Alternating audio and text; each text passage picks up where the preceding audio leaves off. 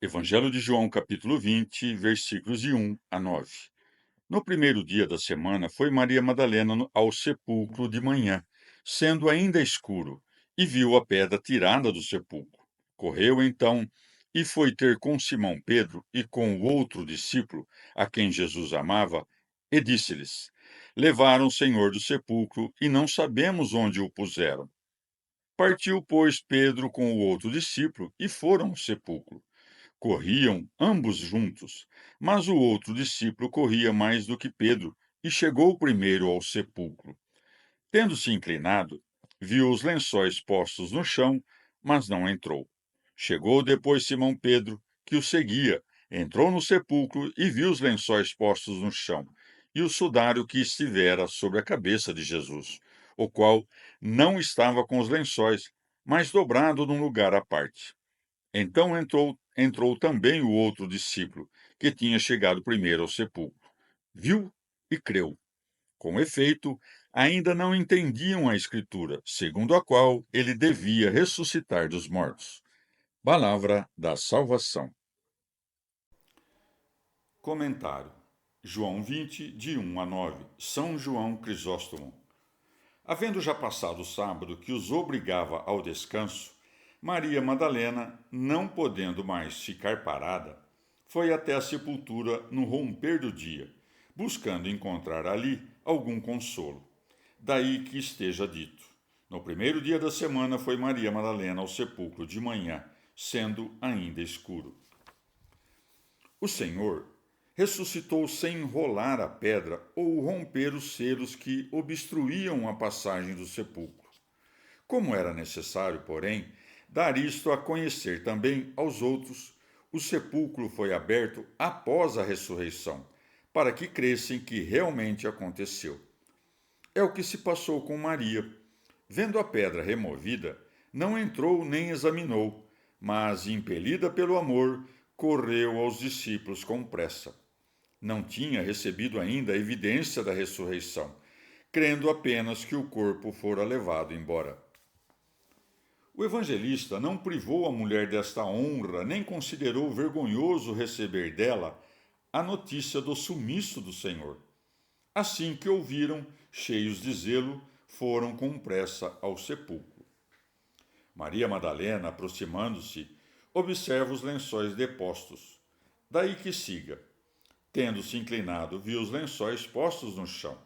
Contudo, não leva mais a fundo o seu exame, mas para por aí. E isto é o significado do que segue, mas não entrou. Já Pedro, fogoso como era, entra, inspeciona tudo com diligência e enxerga mais longe. Por isso segue. Chegou depois Simão Pedro, que o seguia, entrou no sepulcro e viu os lençóis postos no chão e o sudário que estivera sobre a cabeça de Jesus, o qual não estava com os lençóis, mas dobrado no lugar à parte, circunstância esta que apontava para a ressurreição.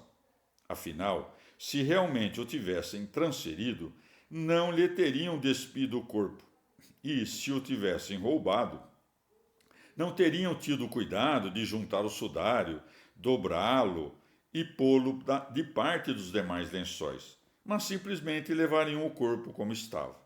Por isso, João fez questão de adiantar que Nosso Senhor foi sepultado com mirra, material que gruda os lençóis ao corpo, justamente para que não caias no engodo dos que dizem que foi roubado. O ladrão, afinal, não seria louco de dedicar tanto do seu esforço e tempo a um trabalho de modo inútil, de todo inútil. Pois bem, depois de Pedro, entrou também João. Daí que siga.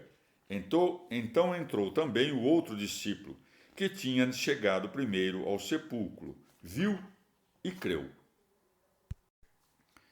Comentário João 20, de 1 a 9. Santo Agostinho. Sem sombra de dúvida, Maria Madalena, das mulheres que serviam Jesus, era a mais fervorosa no amor. E por isso, com razão, João conta apenas dela, calando as outras que com ela estiveram, conforme narram os outros evangelistas. O primeiro dia da semana é aquele que o cristão chama de domingo, ou dia do Senhor. em homenagem à ressurreição do Senhor, e que Mateus também chama de primeiro dia da semana.